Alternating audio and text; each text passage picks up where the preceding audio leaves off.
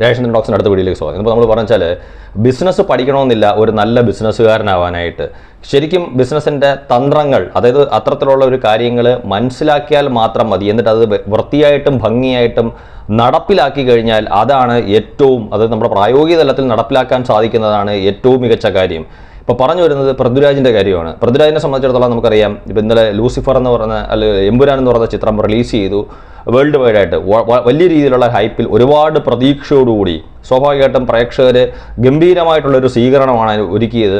പക്ഷേ അതിൻ്റെ ആദ്യ ഷോ കഴിഞ്ഞപ്പം നമുക്കറിയാം ആ സിനിമ ഇന്നലെ മുതൽ ഞാൻ പറയുന്നത് വളരെ നല്ല രീതിയിലുള്ളൊരു സിനിമ തന്നെയാണ്. എനിക്കിഷ്ടപ്പെട്ട്, കാര്യം നമുക്ക് കണ്ടുകൊണ്ടിരിക്കാൻ പറ്റുന്ന, അല്ലെങ്കിൽ മറ്റുള്ളവരോട് അത് കാണാൻ പറയാൻ എനിക്ക് യാതൊരു തരത്തിലുള്ള ബുദ്ധിമുട്ടും ഇല്ലാത്ത രീതിയിലുള്ളൊരു സിനിമ തന്നെയാണ് എമ്പുരാൻ. അപ്പോൾ അത്തരത്തിലുള്ളൊരു സിനിമ റിലീസ് ചെയ്തതിന് ശേഷം എവിടുന്നൊക്കെയോ കുറേ ഡീഗ്രേഡിങ്ങിൻ്റെ ഭാഗമായിട്ടുള്ള കുറേ കമൻറ്റ് സോഷ്യൽ മീഡിയയിൽ നിറയുന്നത് ഞാൻ കണ്ടു. ഒരു അർത്ഥത്തിൽ ഒരു ഘട്ടത്തിൽ ശരിക്കും ആ സിനിമ പൂർണ്ണമായിട്ടും കൈവിട്ട് പോയി എന്ന് തോന്നുന്ന ഒരു ഘട്ടം, ഏതാണ്ടൊരു 80% ശക്തമായിട്ടുള്ള ഒരു നെഗറ്റീവ് കമൻസോടുകൂടി കുറേ ആൾക്കാർ കളം നിറഞ്ഞപ്പം വെറും 20% പോലും ശരിക്കും അതിനെ ഒന്ന് പ്രതിരോധിക്കാൻ സാധിക്കാത്ത ഒരു ഘട്ടത്തിൽ നമ്മൾ കാണുന്നു. അതായത് ഇവിടുത്തെ പ്രമുഖരായിട്ടുള്ള ഓൺലൈൻ മാധ്യമങ്ങൾ, അതായത് മറുനാടൻ മലയാളി ഉൾപ്പെടെയുള്ള ചാനലുകൾ സിനിമയ്ക്കെതിരായിട്ട് പൃഥ്വിരാജിനെ വിമർശിച്ചുകൊണ്ട് വീഡിയോകൾ ചെയ്യുന്നു. പ്രത്യേകിച്ച് ഒരു സിനിമാ തിയേറ്ററിൽ ലാലേട്ടൻ്റെ ആരാധകൻ എന്ന് അവകാശപ്പെടുന്ന ഒരാൾ പൃഥ്വിരാജിനെതിരെ കടുത്ത ഭാഷ ഉപയോഗിച്ചത് സൂചിപ്പിച്ചുകൊണ്ടുള്ള വീഡിയോ ചെയ്യുന്നു. അങ്ങനെ പല ആൾക്കാരും വീഡിയോ ചെയ്യുന്നു. കാര്യങ്ങളെല്ലാം വിട്ടുപോകുന്ന ഒരു ഘട്ടം. പക്ഷെ ഉച്ചയ്ക്ക് ശേഷം എനിക്ക് തോന്നുന്നു, ഇപ്പം ഞാൻ ചെയ്ത വീഡിയോയ്ക്ക് താഴെ പോലും ഒരുപാട് ആൾക്കാർ ശക്തമായിട്ടുള്ള രീതിയിൽ അത് സിനിമ നല്ലതെന്ന് പറയുന്നതിനെ എതിർത്തുകൊണ്ട്, കാര്യം ഞാനിപ്പോൾ പറഞ്ഞ കണക്ക് എല്ലാവർക്കും എല്ലാവരുടേതായിട്ടുള്ള അവകാശമുണ്ട് പ്രതികരിക്കാൻ വേണ്ടിയിട്ട്, ഇഷ്ടപ്പെട്ടു അല്ലെങ്കിൽ ഇഷ്ടപ്പെട്ടില്ല എന്ന് പറയാൻ. അപ്പം എൻ്റെ വീഡിയോ അല്ലെങ്കിൽ ഈ സിനിമ കണ്ടിട്ട് നല്ലതാണെന്ന് ഞാൻ പറഞ്ഞതിനെ അല്ല എന്ന് പറയാൻ വേണ്ടിയിട്ട് ഒരുപാട് സുഹൃത്തുക്കൾ അത്തരത്തിലുള്ളൊരു കമൻറ്റുകൾ ചെയ്തിട്ടുണ്ടായിരുന്നത് അവരുടെ ഇഷ്ടവും സ്വാതന്ത്ര്യവുമാണ്. അപ്പോൾ അത്തരത്തിലുള്ളൊരു ഘട്ടം നിൽക്കുന്ന സമയത്ത് ഉച്ചയ്ക്ക് ശേഷം എവിടുന്നൊക്കെയോ പുതിയ രീതിയിലേക്ക് കഥകൾ മാറ്റി എഴുതപ്പെട്ട്, അതായത് ഒരു വർഗീയതയും അല്ലെങ്കിൽ രണ്ട് മതങ്ങൾ തമ്മിലുള്ള പ്രശ്നവും, അല്ലെങ്കിൽ ഈ പറഞ്ഞ കണക്ക് ഏതെങ്കിലുമൊക്കെ സർക്കാരിനെ വിമർശിച്ചുകൊണ്ടുള്ളതാണെന്നുള്ള രീതിയിൽ സോഷ്യൽ മീഡിയയിൽ കുറേ അഭിപ്രായങ്ങൾ വരുന്നു. അത്തരത്തിൽ അതിനെ അനുകൂലിച്ചുകൊണ്ട് അതുവരെ ഈ പറഞ്ഞ കണക്ക് പൃഥ്വിരാജിനെ തെറി പറഞ്ഞുകൊണ്ടിരുന്ന അല്ലെങ്കിൽ ലാലേട്ടനെ വിമർശിച്ചുകൊണ്ടിരുന്ന ആൾക്കാരെല്ലാം മറ്റൊരു ചേരിയിലേക്ക് മാറുന്നു. അതുവരെ ലാലേട്ടനെ സപ്പോർട്ട് ചെയ്തുകൊണ്ടിരുന്ന അല്ലെങ്കിൽ പൃഥ്വിരാജിനെ സിനിമയെ സപ്പോർട്ട് ചെയ്തുകൊണ്ടിരുന്ന കുറേ ആൾക്കാർ മറ്റൊരു ചേരിയിലോട്ട്, അതായത് രണ്ട് ചേരിയായിട്ട് രൂപപ്പെടുന്നത്. അതായത് ഇപ്പുറത്തു നിന്ന ആൾക്കാർ അപ്പുറത്തോട്ടും അപ്പുറത്തു നിന്ന ആൾക്കാർ ഇപ്പുറത്തോട്ടും വരുന്ന ഒരു കാഴ്ചയാണ് ഞാൻ കണ്ടത്. ഞാൻ ഇന്നലെ രാവിലെ നോക്കുമ്പം ലാലേട്ടൻ്റെ, അതായത് എമ്പുരാൻ കണ്ടിട്ട് വ്യക്തിപരമായിട്ടുള്ള രീതിയിൽ ഇഷ്ടപ്പെട്ടില്ല എന്ന് പറഞ്ഞ ചില യൂട്യൂബേഴ്സ് ഇന്നലെ ഉച്ചയ്ക്ക് ശേഷവും ഇന്നും ഒക്കെ ആയിട്ട് ഞാൻ നോക്കുന്ന സമയത്ത് വളരെ വലിയ രീതിയിൽ എമ്പുരാനെ സപ്പോർട്ട് ചെയ്തുകൊണ്ടുള്ള വീഡിയോകൾ ഞാൻ കണ്ട്. നേരെ മറിച്ച് ഈ ഇന്നലെ വരെ, അതായത് എമ്പുരാൻ്റെ റിലീസ് വരെ എമ്പുരാനെ വലിയ രീതിയിൽ ലാലേട്ടനെ സപ്പോർട്ട് ചെയ്തുകൊണ്ടിരുന്ന ചില സെലിബ്രിറ്റികൾ, അത് യൂട്യൂബേഴ്സായിട്ടുള്ള ആൾക്കാർ വളരെ മോശമായിട്ടുള്ള രീതിയിൽ പൃഥ്വിരാജിനെയും ലാലേട്ടനെയും പ്രത്യേകിച്ച് പൃഥ്വിരാജിനെയൊക്കെ മോശമായിട്ടുള്ള വാക്കുകൾ ഉപയോഗിച്ചുകൊണ്ട്, രാജപ്പ എന്നുള്ള വാക്കുകളൊക്കെ ഉപയോഗിച്ചുകൊണ്ട്, എടാ രാജപ്പ എന്നോ എടോ രാജപ്പ എന്നൊക്കെ പറഞ്ഞിട്ടുള്ള വാക്കുകൾ ഉപയോഗിച്ചുകൊണ്ട് വീഡിയോ ചെയ്യുന്നു. അപ്പം ആകപ്പാട് സ്ഥിതിഗതികൾ അങ്ങ് മാറി മറിഞ്ഞു. ശരിക്കും പറഞ്ഞാൽ ഇത് ആരുടെ തന്ത്രമാണെന്നാണ് എനിക്ക് മനസ്സിലാവാത്തത്. കാര്യം രാവിലെ സിനിമ കണ്ട സമയത്ത് സിനിമ കണ്ട ആൾക്കാരാണ് എൻ്റെ ഉൾപ്പെടെയുള്ള ഒരുപാട് യൂട്യൂബേഴ്സിൻ്റെ വീഡിയോയുടെ താഴെ വന്നിട്ട് സിനിമ ഇഷ്ടപ്പെട്ടില്ല എന്ന് പറയുന്നത്, അല്ലെങ്കിൽ സിനിമ ഇഷ്ടപ്പെട്ടു എന്ന് പറയുന്നത്.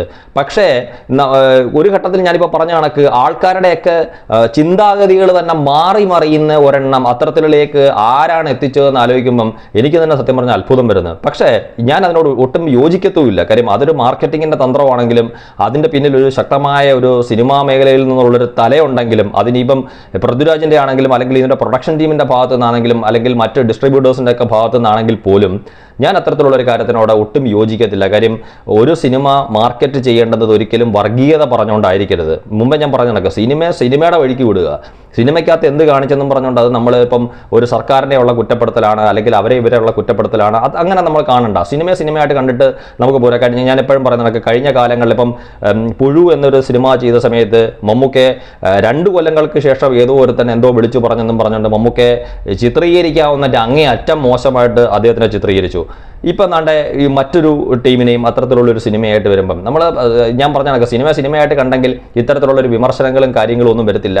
ഏതായാലും അപ്പുറവും ഇപ്പുറവും ചേരി മാറി കുറേ ആൾക്കാർ നിൽക്കുന്നത് കണ്ടപ്പോൾ ഉള്ള അത്ഭുതം എന്ന് പറഞ്ഞു കഴിഞ്ഞാൽ അത് മറച്ചു വെക്കാൻ പറ്റാത്ത രീതിയിലുള്ള ഒരു അത്ഭുതമാണ്. ഇപ്പം സിനിമയെ സംബന്ധിച്ചിടത്തോളം പറയാനാണെങ്കിൽ ഇപ്പം ഞാൻ മുമ്പേ പറഞ്ഞ കണക്ക് ചിലർക്ക് വാശി പോലെ ആയി. ഇപ്പം കോൺഗ്രസിൻ്റെ തന്നെ മുതിർന്ന നേതാക്കൾ അല്ലെങ്കിൽ കോൺഗ്രസിൻ്റെ യുവാക്കളായിട്ടുള്ള പല നേതാക്കളും സോഷ്യൽ മീഡിയയിൽ തന്നെ പോസ്റ്റ് ഇട്ട് സിനിമ വിജയിപ്പിക്കേണ്ടതിൻ്റെ ആവശ്യത്തിനെക്കുറിച്ച് അതോടൊപ്പം സിനിമ പരാജയപ്പെടുത്തേണ്ടതിൻ്റെ ആവശ്യത്തെക്കുറിച്ച് കുറേ ആൾക്കാർ ഇതൊക്കെ എന്നെ സംബന്ധിച്ചിടത്തോളം വളരെ ആശ്ചര്യം ഉണ്ടാക്കുന്ന രീതിയിലാണ് ഈ യൂട്യൂബേഴ്സിൻ്റെയും മറ്റു സെലിബ്രിറ്റീസ് ആയിട്ടുള്ള ആൾക്കാരുടെയും ഇത്ര പൊളിറ്റീഷ്യൻസിൻ്റെയൊക്കെ ഭാഗത്തു നിന്നുണ്ടാവുന്ന ഈ മാറ്റവും വ്യത്യസ്തമായിട്ടുള്ള നിന്ന നിപ്പിൽ തന്നെ ഒന്ന് വട്ടം കറങ്ങി വരുന്നതിൻ്റെ വേഗത്തിൽ ഇവരുടെയൊക്കെ നിലപാടുകളും വാക്കുകളും മാറ്റിക്കൊണ്ട് പുതിയ വീഡിയോസും പുതിയ പ്രസ്താവനകളും ഒക്കെ കാണുമ്പോഴത്തേക്ക് ഏതായാലും എമ്പുരാൻ എന്ന് പറയുന്ന സിനിമ വിജയിക്കും എന്നുള്ള കാര്യത്തിനകത്ത് യാതൊരുവിധ സംശയവുമില്ല. കാര്യം അത് അഡ്വാൻസ് ആയിട്ട് തന്നെ 2, 3, 4, 5 ദിവസത്തേക്ക് ബുക്ക് ചെയ്ത് പോയിട്ടുണ്ട്. അതും ഒട്ടുമിക്ക തിയേറ്ററിലും ഇപ്പോഴും അതുപോലെ തന്നെ നിൽക്കുകയാണ് അതിൻ്റെ സ്റ്റാറ്റസ് എന്ന് പറയുന്നത്. പക്ഷേ ഈ കളക്ഷനകത്ത് മാത്രം ഇപ്പം ഇന്ന് ഞാൻ പറഞ്ഞ കണക്ക് കേരളത്തിൽ ഇന്നലെ 22 കോടിയായിരുന്നു, കേരളത്തിൽ നിന്ന് 19 കോടിയായിരുന്നു, 19,45,00,000 ടോട്ടൽ ഇന്ത്യ കളക്ഷൻ എന്ന് പറയുന്നത് 22 കോടിയായിരുന്നു സാക്മിൽക്ക് പുറത്തു വിട്ടിരിക്കുന്നത്. അവർ ഇതുവരെ ഓവർസീസ് കളക്ഷൻ ഔദ്യോഗികമായിട്ടോ അല്ലെങ്കിൽ ട്രാക്കർമാരായിട്ടുള്ള സാക്മിൽക്കിൻ്റെ ഭാഗത്തുനിന്നോ ഇതുവരെ എന്താണെന്ന് അറിയത്തില്ല. ഈ നിമിഷം വരെ സിനിമ ഇറങ്ങിയിട്ട് നമ്മൾ പറയുന്ന ഒരു 10-30 മണിക്കൂറിൽ കൂടുതൽ അല്ലെങ്കിൽ 10-40 മണിക്കൂറോളം അടുപ്പിച്ചായിട്ട് പോലും ഇതുവരെ ഓവർസീസ് കളക്ഷനെ കുറിച്ച് രണ്ട് കൂട്ടരും, അതായത് ട്രാക്കേഴ്സും പുറത്തു വിട്ടിട്ടില്ല, അതുപോലെ സിനിമയുടെ അണിയറ പ്രവർത്തകരുടെ ഭാഗത്തുനിന്ന് ഒഫീഷ്യലായിട്ടും പുറത്തു വിട്ടിട്ടില്ല. പക്ഷേ ഇന്ത്യ കളക്ഷൻ പുറത്തു വിട്ടിരിക്കുന്നത് ഞാൻ പറഞ്ഞ കണക്ക് ഇന്നലെ ഓൾ ഇന്ത്യ കളക്ഷൻ എന്ന് പറഞ്ഞു കഴിഞ്ഞാൽ 22 കോടിയായിരുന്നു. ഞാൻ രാവിലെ ഒരു വീഡിയോയിൽ പറഞ്ഞ കണക്ക് അതിൽ തന്നെ 19 കോടിയോളം 19,45,00,000 കേരളത്തിൽ നിന്നായിരുന്നു. ഇന്നിപ്പം ഇന്ത്യ കളക്ഷനായിട്ട് ഏതാണ്ട് 1-2 ഷോ പൂർത്തിയാകുമ്പോൾ, അതായത് ഇന്നത്തെ മോർണിംഗ് ഷോയും മാറ്റിനിയും പൂർത്തിയാകുമ്പോൾ, ഇനിയിപ്പം ഫസ്റ്റ് ഷോ സെക്കൻഡ് ഷോ ഉൾപ്പെടെയുള്ള ചിലയിടത്ത് തേർഡ് ഷോസ് വരെ ഉണ്ട്. പക്ഷേ 2 ഷോസ് പൂർത്തിയായി കഴിയുമ്പോഴത്തേക്ക് ഏതാണ്ട് 22 കോടിയിൽ നിന്ന് ഏതാണ്ട് 25 കോടിയിലേക്കാണ് ഇന്ത്യ കളക്ഷൻ എത്തിയിരിക്കുന്നത്. അതായത് ഇന്ന് കേരളം മൊത്തം അല്ലെങ്കിൽ കേരള അല്ല ഇന്ത്യ മൊത്തമുള്ള കളക്ഷൻ എടുക്കുമ്പം ഇന്നത്തെ 2 ഷോസ് പൂർത്തിയാവുമ്പോൾ, അതായത് കുറച്ച് മുമ്പ് വരെ എനിക്കൊന്ന് ഒരു 1-2 മണിക്കൂർ മുമ്പ് വരെയുള്ള ഷോസ് പൂർത്തിയാവുന്ന സമയത്ത് 22 കോടി ഇന്നലെ ആയിരുന്നത് ഒരു 3 കോടിയും കൂടെ ഇന്ത്യ കളക്ഷനായിട്ട് വന്നിട്ടുണ്ട്. അങ്ങനെ ഒരു 25 കോടിയിൽ നിലവിൽ ഇപ്പോൾ നിൽപ്പുണ്ട്. പക്ഷേ ഇന്നത്തെ രാത്രിത്തെ കളക്ഷൻ എത്തുമ്പോഴത്തേക്ക് എനിക്ക് തോന്നുന്നു ഇന്നലെ 22 കോടിയായിരുന്നത് ഇന്ന് ഇനിയുള്ള 2 ഷോയും കൂടെ 2 ഇതുകൂടെ ബാക്കിയുള്ളപ്പോൾ അല്ലെങ്കിൽ ചിലയിടത്ത് 3 ഷോസ് കൂടെ ബാക്കിയുള്ളപ്പം ഇന്ത്യ കളക്ഷൻ മാത്രമായിട്ട് 2 ദിവസം കൊണ്ട് ഏതാണ്ട് 30 കോടിയിലേക്ക് വരാനുള്ള ഒരു സാധ്യത കാണുന്നുണ്ട്. ഏതായാലും സിനിമ വലിയ രീതിയിലുള്ള വിജയമാവും. പക്ഷേ നോർത്ത് ഇന്ത്യ തലത്തിൽ മാത്രം ഇത്തരത്തിലുള്ളൊരു വിവാദങ്ങൾ ഉണ്ടാക്കുമ്പോൾ സിനിമയ്ക്ക് മോശമായിട്ടുള്ളൊരു കളക്ഷൻ വരുമെന്ന് ചില ആൾക്കാർ കണക്ക് കൂട്ടുമ്പം പോലും നോർത്ത് ഇന്ത്യയിൽ നിന്നുള്ള കളക്ഷൻ വലിയ രീതിയിൽ സിനിമയുടെ അണിയറ പ്രവർത്തകർ പ്രതീക്ഷിക്കുന്നുണ്ടാവുന്നില്ല. കാര്യം ഇന്നലെ തന്നെ ഹിന്ദി പതിപ്പിൽ നിന്നും വന്നത്, ഹിന്ദി പതിപ്പിൻ്റെ കൂട്ടത്തിൽ ഹിന്ദിയിൽ നിന്നും കന്നഡയിൽ നിന്നും തമിഴിൽ നിന്നും കൂടെ വന്നത് 1,35,00,000 മാത്രമാണ്. അപ്പോൾ അതിനകത്ത് നമ്മളിപ്പം ഹിന്ദി മേഖലകളിൽ ഒരു തടുപ്പൻ സ്വീകരണമായിരിക്കും സ്വാഭാവികമായിട്ടും. അത് വിട്ടുകഴിഞ്ഞാൽ ഓവർസീസിൽ നിന്നും നമ്മുടെ കേരളത്തിൽ നിന്നും തന്നെ വലിയ രീതിയിലേക്ക് ഒരു കളക്ഷനിലേക്ക് സിനിമ പോകുമെന്നുള്ള കാര്യത്തിനകത്ത് യാതൊരു സംശയവുമില്ല.